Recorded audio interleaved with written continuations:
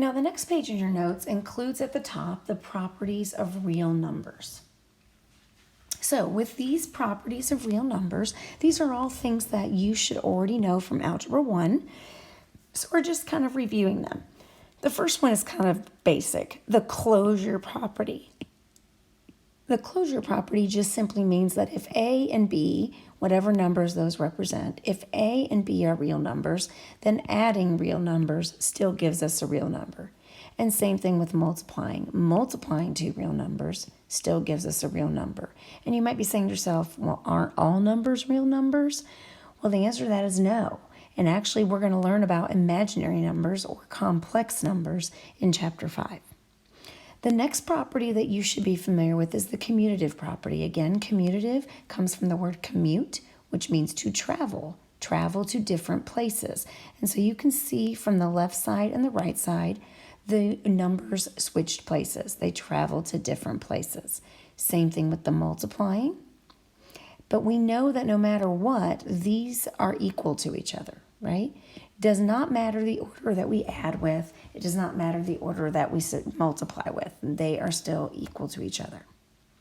The third property is the associative property. That is the property that says as long as we're just adding three numbers or multiplying three numbers, we know that the order in which we add them or the order in which we multiply them doesn't matter. We'll get the same answer.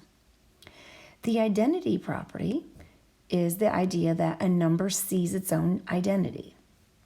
So if I have a number and I want that number to see itself still at the end, the way to do that with addition is to add nothing to it, and then it will still see itself. For multiplication, it's a little different. If we want to multiply something and still see its own identity, then we have to multiply by 1, because multiplying a number by 1 is still the other number, okay? We're going to talk a little bit more about inverses in a minute, so I'm going to skip that for right now. And then the distributive property is one you should remember from Algebra 1. That is the idea that if I am multiplying by a sum or a difference, then I can actually choose to multiply it with each one and then add them at the end. Okay, so those are some properties you should already remember from Algebra 1. Now we're going to talk a little bit more about inverses, specifically the additive inverse and the multiplicative inverse. Okay, so the additive inverse simply means the opposite of a number. And the opposite, for example, of 2 would be -2, and vice versa. The sum of opposites is always 0. So if you were to add -2 and +2, they would cancel and give you an answer of 0. So let's look at how we write some of those things. So I want you to think of the word opposite as negative. So when it says the opposite of 1, it means 1 and then the opposite. So you put in a negative. -1 is the opposite of 1. Now this one's a little tricky because it says the opposite of -3. Well, in your brain, you should already know that means +3, but how would I write that? Well, I would write it like this: the opposite of -3. And then you probably remember from Algebra 1, if you see a double negative, that changes to a positive. So the opposite of -3 is +3. So vice versa, when you see it written like this, what does this mean? Well, you already probably know it's going to change to a positive, but I would write it as the opposite of -5, which you should know would be +5. Now this one right here tends to confuse people a little bit, because what does this mean? Well, you can think of it as two things. You can think about this as -9, okay? Or you can think about this separately, and you can read it as the opposite of +9. Okay, so clearly the opposite of +9 is still -9. So be very careful that you are aware that this is separate from this. This isn't telling me to do anything to this number. If I had this, then I would.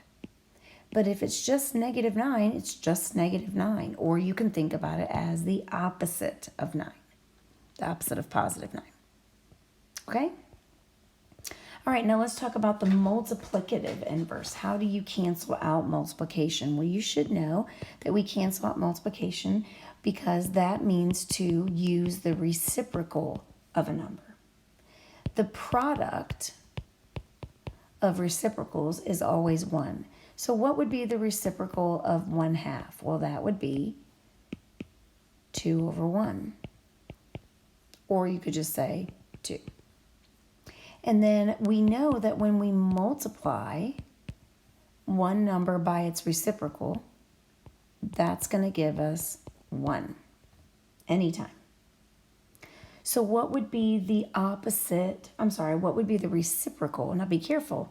When we ask for the reciprocal, we're not changing the sign. That only happens on the additive inverse. The multiplicative inverse does not change the sign. We just simply flip the fraction. So the reciprocal of negative 2/3 would be negative 3/2. That would be the reciprocal. Now this one's a little tricky. We can't write the reciprocal yet because this is not a fraction. This is a mixed number. So we have to go way back to probably 4th or 5th grade when you first learned how to change a mixed number into an improper fraction. That's going to give you 21/5. And then now I will write the reciprocal. So the reciprocal would be 5 over 21. Now this one's even trickier because this one's not even a fraction to start out with. So we have to change that decimal into a fraction first. Well, I see that it's negative, so I'm just going to keep the negative. And then I need to read this place value. Well, this is tenths, this is hundredths, and this is the thousandths place. So I'm going to write negative 2 over 1,000. I have to still reduce that fraction, which they both reduce by 2. So I get negative 1/500. Now I can do the reciprocal.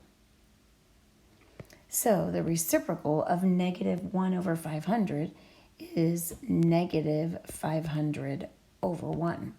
Or you could just say negative 500. All right, so the next video we'll talk a little bit about